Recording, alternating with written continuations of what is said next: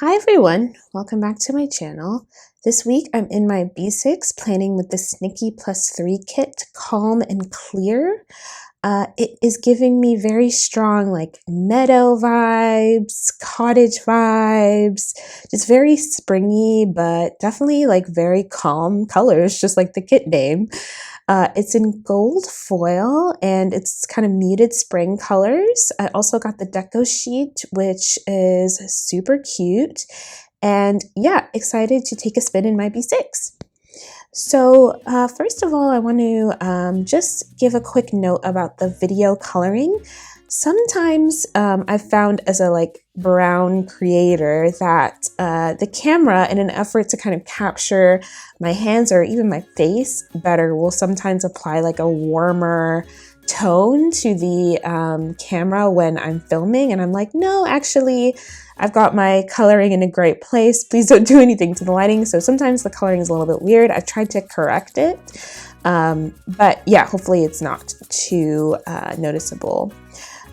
This has been a pretty good week, I would say. It's been really kind of exhausting, but I'm not I don't feel kind of drained in the I'm just emotionally done sense. I feel more like I'm just really tired because I've had a lot on my plate, and a lot of people to me. I've said in my other videos that I started at a new job, and a lot of that is meeting people and just being like, hi, here's who I am, here's what I handle in the organization, who are you, let's meet each other. And so it's just like an onslaught, I think, of that until it kind of calms down, until I've met everyone and I have gotten on all the meetings and all of that stuff. I wanted to talk about, since this is my self-care planner, I also want to touch on how a couple self-care things are going. So I think in a previous video, I talked about my sleep routine and trying to get further into that. So my sleep routine, for recap, it used to involve a shower or bath at the end of the day, and then some time reading, and then when it's time to actually get ready to physically get in bed, I would do a brain dump, which I've heard other people call it other things because they don't like the word dump, but basically writing down everything I'm thinking, kind of unfiltered, and I spend 5 minutes just offloading my brain. The reason I do this is because I have a tendency to, when I get in bed, just start running through everything that either happened that day or that I've got to do the next day, and it can be hard to sleep. So do the kind of brain, I don't know, release. That doesn't sound much better. The brain export, and then do my bedtime routine, brush my teeth, wash my face, that kind of thing, floss, and get into bed with a sleep mask and a Headspace sleep cast. I have been using these Headspace sleep casts as kind of a way to wind down before bed, and also as a means of kind of counteracting any remaining, thought cruft that makes it through the brain export. So, I try just doing writing down my thoughts and then going to bed, putting on the sleep mask and just trying to sleep. And sometimes things still come back up. It's really hard to quiet my mind down. So the sleep casts often will start with some kind of wind down. I think they all do a wind down of some kind. And they usually consist of a breathing exercise, or it's a visualization, or it's some kind of paying attention to the breath, some kind of meditative thing. But it really helps me kind of again, calm any kind of thoughts that are still coming up from the day.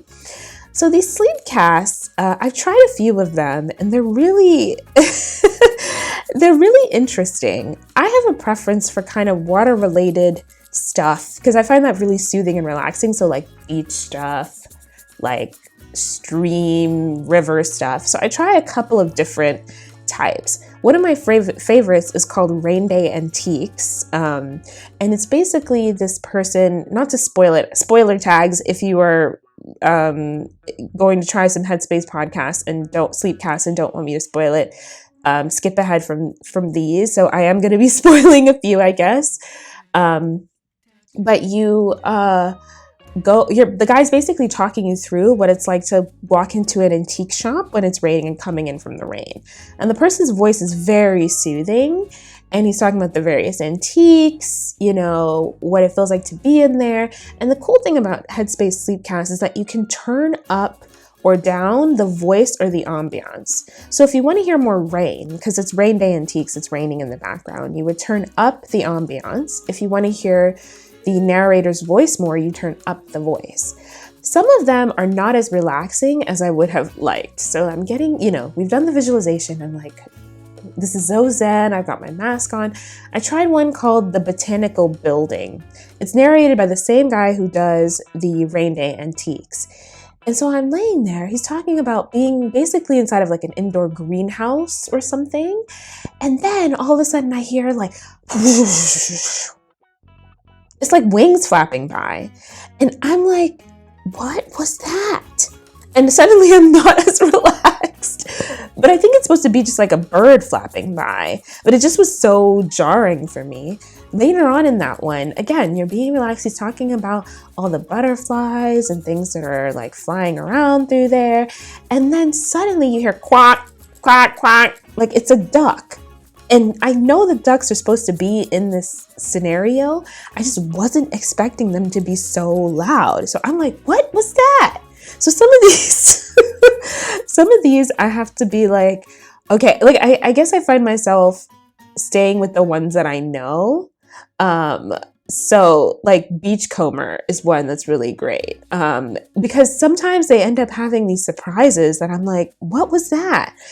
Even ones that seem very chill, it's like they start saying something in a chill voice that doesn't feel very chill to me. So there's one called Evening Tide Pools.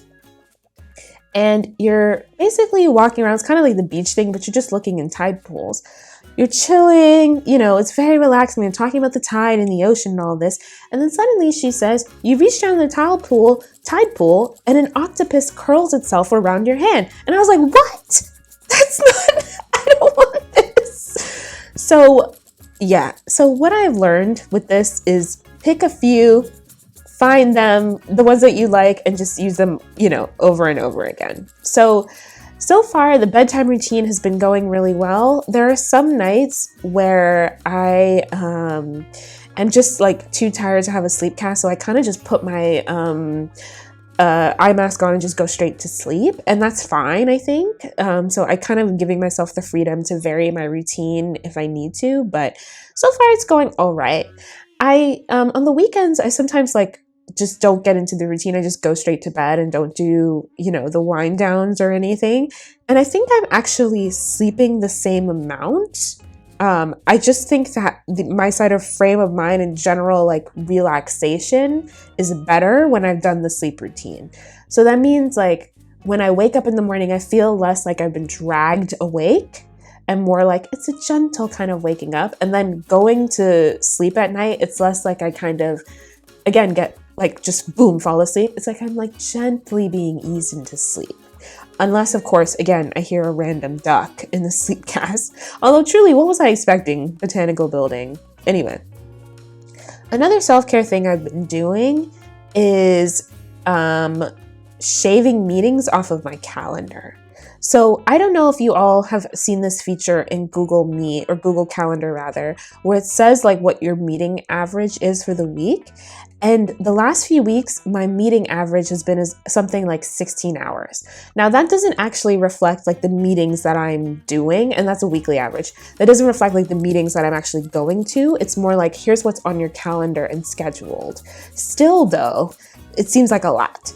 So in the beginning of the week, meaning like Sunday night, I will usually go through my calendar and look at what can get like punted to next week.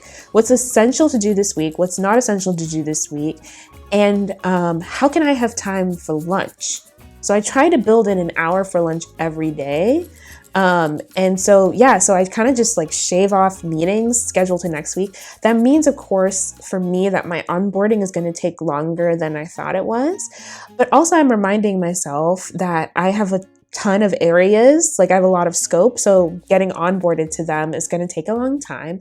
I also check in with my boss and let him know what I'm doing and be like, hey, you know, I think this will work for these reasons. And he's like, listen, I support whatever you need to do to make sure that you're not burned out and you're taking care of yourself. So yeah, if things take a little bit longer to get done, or it takes longer for me to meet everyone, I think that's a worthwhile trade-off rather than me meeting everyone and then being very crazed and burned out by the end of the week.